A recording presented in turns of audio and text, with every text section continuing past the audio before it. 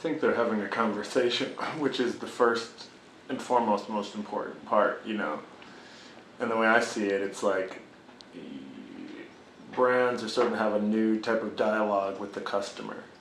You know, the customer, the public in general, has a lot more knowledge, they're a lot more discerning. So, you know, being a designer now means something different than being a designer in the previous sort of generation. And I think what makes room for large opportunity is that there's new space for new dialogue. I think there's new room, you know, there's a new, to me, you know, there's a new space to be defined. That's the best way. Like, I don't think we've yet to see how substantial and how innovative and how creative this new merger's meant to be, and you know, my work is focused on making it, you know, making tangible examples, whether that be a fashion show or a garment or a collaboration, just to find space. And I've always been about like discovering by doing. So that's sort of my, you know, I take that as my personal goal, is to understand what this new ethos in design can breed, like new, you know, new collections, garments, and new ways that fashion can relate to the public. Yeah, you know, I'm not sort of like comfortable with like a status quo. You know, it's important to note too, originally I was just a, you know, consumer. I was the person that was just buying things that were interesting. I came from an era within streetwear in New York, in Los Angeles, and Japan, that there was sort of like great vibrance because it was new and sort of an independent market. And then obviously times are different. So instead of, when those brands or designers, those things weren't sort of able to continue, I saw a void, you know, picking up the conversation where they left off. And so for me, it's just about, you know, expressing ideas and sort of building a project that's sort of tangible in a way. It's easy, you know, it's in the history books. You know, there's already stores on streets for that. I think we have yet to see what's the future, what's fashion look like past, you know, Yves Saint Laurent's idea of ready to wear. I think that now we are in a generation where us as sort of participants in this sort of streetwear culture can sort of dictate and build. More than anything, I feel like I'm a descendant of, you know, everyone from Kanye West, Pharrell Williams, to Basquiat or Warhol. You know, I'm no one, sort of, as the first statement. Second statement is we're a part of a generation, you know, an art history, a movement that goes beyond just the website Hypebeast. You know, before we were sort of documenting these products, it was, you know, there was the sex shop with Vivienne Westwood and Malcolm McLaren. There was Nigo and Hiroshi sort of crisscrossing and sharing street culture ideas. But, you know, I draw that line all the way back to the Renaissance, or, you know, these art movements. So, you know, essentially I'm just an assistant to the people that came before me, trying to add to the design that goes forward for the next generation to continue. Like, I'm not anything, I'm just creative. You know, there's different words, there's different boxes to put types of creativity into, which I'm not that preoccupied with. I'm only interested in like making relevant ideas. All of them, you know, everything's sort of equally weighted for me. Every project I take on, I try to like swing as hard as possible and make it as sort of potent and as good. You know, I don't do a project that I can't sort of grasp around. You know, and I think more than anything, I'm sort of focused on this sort of lineage of work and sort of consistency across different.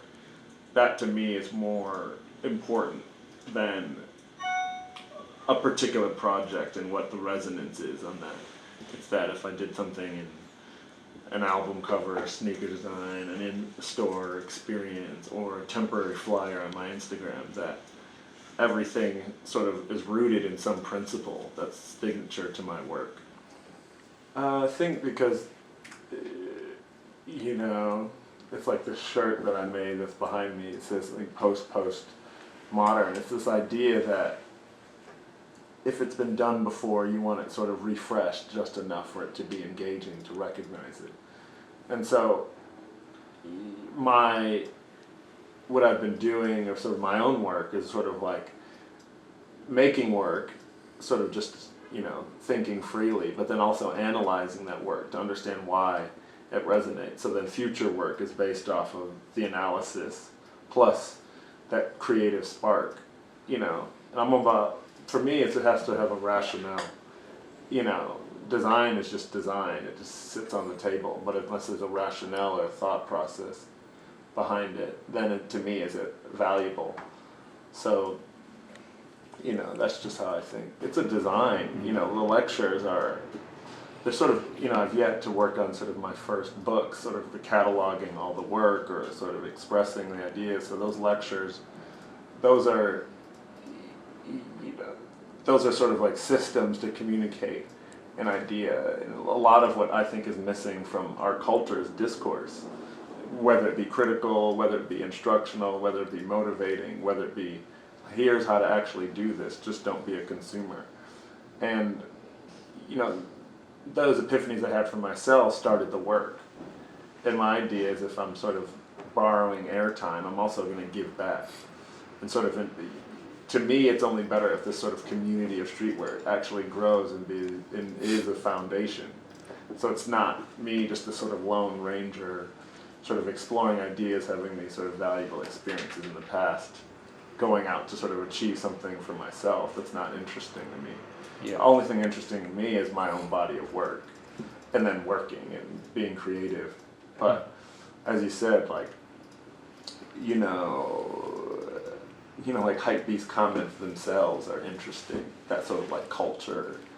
You know, I don't read any of it, but I can identify with that sense of sort of critique, humor, expressiveness that should dictate what those products look like that are up top of those comments. You know, it's a community, and I'm interested in that.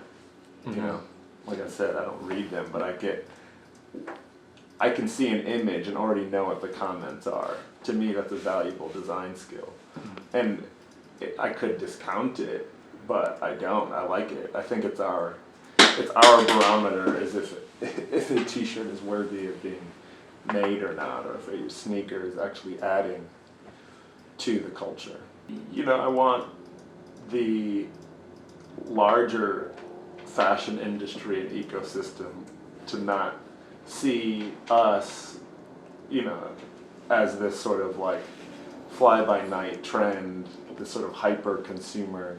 You know, there's real discerning taste. There's kids in our community that know, you know, Helmut Lang collections by heart. You know, there's kids with crazy archive collections. And then they also understand the sort of camaraderie amongst themselves. They understand that true mix. My only contention was that there's no designer that manifested that. You know, there's more. There's a lot now, which I think is great. You know, my true sense is just be myself in any sort of scenario. So I'm authentic to that. It's not like that to me is what should be happening in 2017. You know, I shouldn't be sitting like looking at photos of these important moments and wonder why are these other cultural things so important, but then these other ones are so separate. You know, I very much, you know, can sleep at night because there were Jordans at the Met, you know, and the Migos performed there. And, you know, to me, my work is sort of founded on that. It's like no longer being the peanut gallery or staring with your friends like, man, so-and-so should have won this VMA or something. It's like, wait, let me get off the couch, make something, and sort of put those two things on the table so that kids can rejoice in feeling like, oh, this institution is recognizing what's happening in the street. Oh, it's me, same 17-year-old version of myself, skating, listening to rap music and Nirvana and Guns N' Roses. I'm just older, and I've made a profession out of it. It's not, on one hand, it's not work by any means. I'm still like just being free-form creative, but it's my life, it's my creative expression. To me, one of the main motivations is that, I'm an optimist. I'm into humanity more than like the cool sneakers or something. But design has that ability to transform and use both those tools.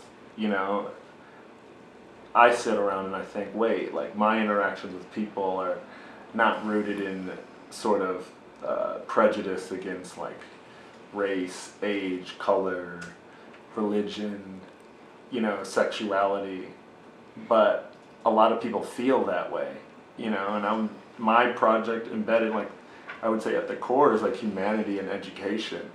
Like we can use design, we can use trends, we can use brands, we can use good ideas to sort of share information.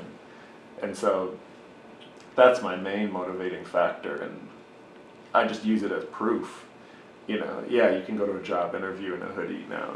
You shouldn't be hired whether or not you have the right sort of costume for the right persona. But maybe things are more relevant now that speak to, it's all about personal expression. These clothes are just tools to sort of make a collage about yourself so that people can sort of understand what you know. Zero stress, and it's just my phone.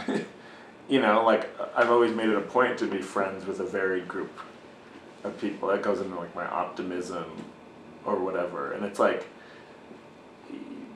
it was just a design conversation, make something that was valuable. Like all these words that I'm saying, like I'm a very big sort of advocate that you can take these words and put them into a product. That's an epiphany. Like I didn't know that you could, if the shoe is a shoe, like how can you say that it's supposed to like bridge all these gaps and be interesting for, a tourist and a purist, someone that's obsessed with sneakers and someone that just literally doesn't care but looks at them and they're like, oh, crossing all boundaries of, is it streetwear, is it high fashion, is it for young, is it for old, that can be designed in a whole ecosystem. So for me, I'm thankful the response, but that's what I design. That's probably like goal number one, is to make something that people cherish. We shouldn't be making more shoes if they're not different to me. They should have a reason for existing. It's all personal feedback, like if I get along and there's a spark, then something can be made together. So, that's important to me. It's also important, the iconography of certain things. IKEA represents something. So you can design, and then you can also have a conversation with a dialogue. My approach to something that's, that cemented in itself. Same with Nike, same with Champion. I only collaborate with brands that I feel like I can have a dialogue on multiple levels with. I don't know. I think, timing, a lot of people came before in a different era. This current era, there's a lot more freedom, kids on the Instagram are photoshopping checks backwards and things. So it's just culture's moving. That's all. It's been like that since before now. We're not the only ones to discover this. And I think for me, there's sort of two tones to sort of like this pillar of design, which is sort of like, again, the postmodern. Let's just change it because we've never seen it and it makes it interesting. You can go either like a punk route, which is just like self-serving to the artist or something, or you can, the way I see it, is sort of like a goodwill, and I took that approach. My thing with all the edits to the Nike was just reinforcing the iconography or the principles that the brand is. I was using it as a dialogue. Roger Federer hitting tennis balls in the Jordan that say his name on it. It's like, to me, like when Jordan is getting kicked out of the league because it's just a style choice, that's against the rules, or you know, Andre Agassi is wearing like street clothes.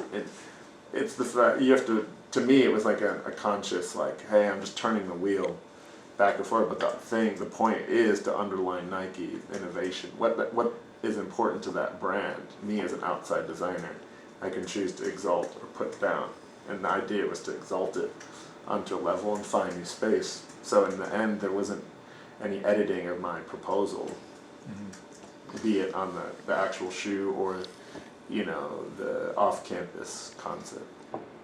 I think it's like a sort of camaraderie, you know, it's a sort of collective, it's a community, it's this idea that there's open space, whether it's music, whether it's fashion, whether it's, you know, culinary. It's not like necessarily a sort of specific thing, it's a collective consciousness. This is what we're into, this is the trend. Flannels or dress shirts. We're not into dress shoes anymore, we're into sneakers. We're not into, you know, it's like this sort of, it's the upside is it's this sort of international community that never maybe existed in such a cemented way. We have this thing, social media, where we can communicate, and we are just a world of young people, no longer just like a niche culture in one city of young people. That therein lies, I think, some sort of new space. You know, a kid in Tokyo and a kid in Kansas are essentially talking to each other. I think we're soon to be at that cusp. You know, I've seen the sort of sign. You know, I've said this before. My idea is that you know, like all Rodeo Drive is updated. You know, Madison Avenue is like the storied history of these brands, but this new era, new style of design, it's sort of given that as a backdrop, and they sort of like, you get this sort of energizing, you get this sort of refreshed approach about design and culture, and those are inside the most like storied like brands.